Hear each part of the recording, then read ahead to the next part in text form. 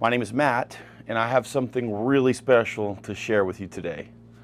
So today I'd like to talk to you about the prayer process. This is the Matt Cottrell Report. Welcome. And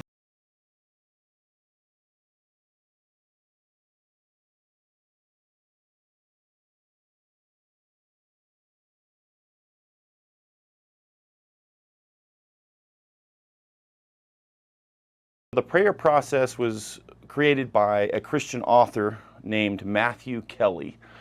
The prayer process has quite literally transformed my life. And I've just been really called, convicted, directed to share this with you guys, because even if there's a single person out there who tries this out for 30 days, I am going to guarantee you, or your money back. Just kidding. I'm going to guarantee you, though, that your life will transform for the better. I'm going to list out the order in which they go, and it really doesn't matter so much about the order, but it'll make sense later when I explain why you go in this order. So the first is gratitude. The second is awareness. The third, significant moments. The fourth is peace. The fifth is freedom. The sixth is lifting others up in prayer.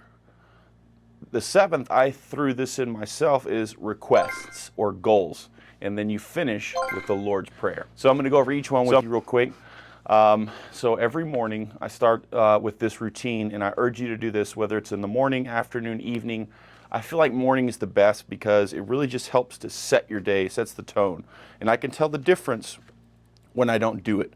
So with gratitude, we're simply telling God what we're thankful for. You know, I start off by explaining that I'm thankful for all the great things in my life. You know, my son, just how he's growing in his health and my family, and anything and everything that you're grateful for. Next is awareness. So in this one, you're going to basically visit the last 24 hours. So the previous day, if you're doing this in the morning, if you do it at night, maybe it's that day, but you're essentially just talking to God about anything where you felt you were the best version of yourself, and the things where you weren't the best version of yourself. And you simply talk to God about it. Maybe something happened and you reacted a certain way. This happened to me the other day. I kind of acted out of character, and I got a little heated about something, and it's usually not like me to do that. And so I had to talk to God about that and figure out what was going on. And then there are moments where I've done things like, for instance, I've asked for God to embolden me in my faith and not be afraid to pray over people. And I did that the other day, and it was extraordinary. So I talked to God about that when I go over awareness. Next is significant moments.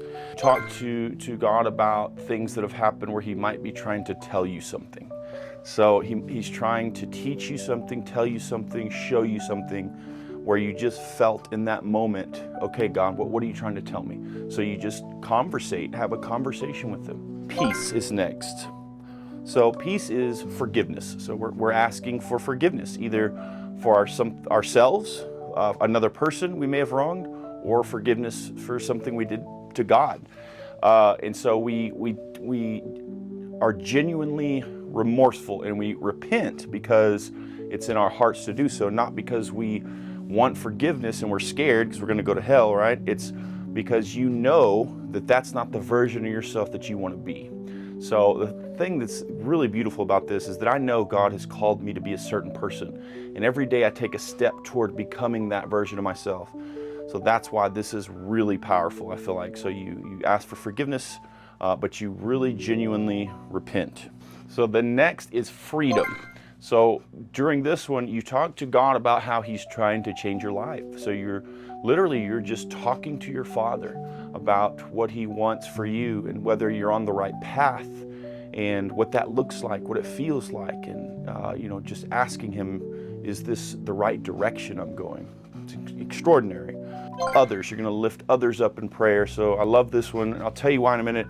But you pray for people. So for instance, one of the people I pray for first on my list is young Cash, the young local boy who fell in the swimming pool, and he hit his head, and he's been in the hospital. And I'm sure many of you know this story, but I pray for that young man every day. for full and total healing, but also for God to use this situation, which He is, which is extraordinary, to use the whole situation for people who might not even be believers.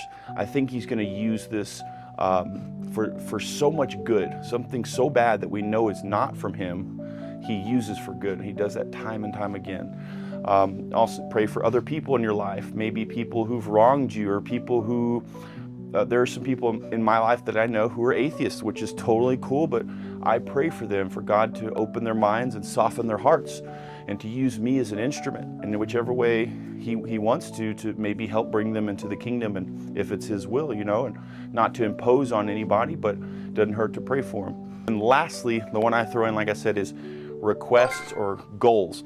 So, you know, literally Matthew 7:7 says, ask and you shall receive.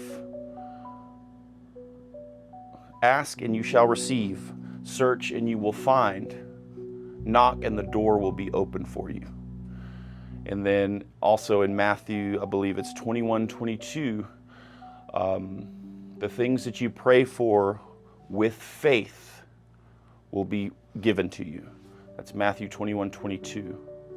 So basically it's saying, and I love that because we hear that a lot, ask and you shall receive, but it says in prayer, the things that you ask for with faith or in faith, that's the big one, triple underline that, you will receive. So you can ask all you want, but if you don't have faith that it'll be fulfilled, then it's not going to happen. So I think that's very important. And then last, you finish with the Lord's Prayer. So, Our Father who art in heaven, hallowed be thy name. The Lord's Prayer, and it's really interesting because I didn't realize this until someone said this to me in Bible study, that prayer process is it's essentially the Lord's Prayer expanded upon, right? So it's everything that's in the Lord's Prayer is kind of the whole prayer process.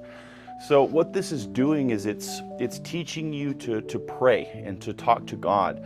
But here's the magnificent thing about this is I used to be a 911 prayer, right? I'd pray when I needed something. Or I've had spurts in my life where I'm closer to God and then I'm not. And I try to pray as much as I can. But doing this consistently and making myself do this has changed the game for me. And the reason being is because it's changing the way I talk to God. Now my prayer has changed, it's shifted. Now it's more about others. It's more about my life in general and my direction and gratitude. And it's just completely changed the way I pray.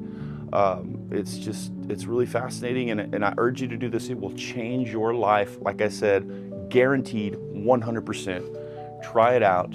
I'm gonna leave a link so you can find the prayer process. There's 2 books I recommend by Matthew Kelly. One is called I Heard God Laugh, which is basically about everything I just explained. And then the second one I'm reading now is called Resisting Happiness. So check those out. I'm going to leave a link. Take care. Thanks for watching.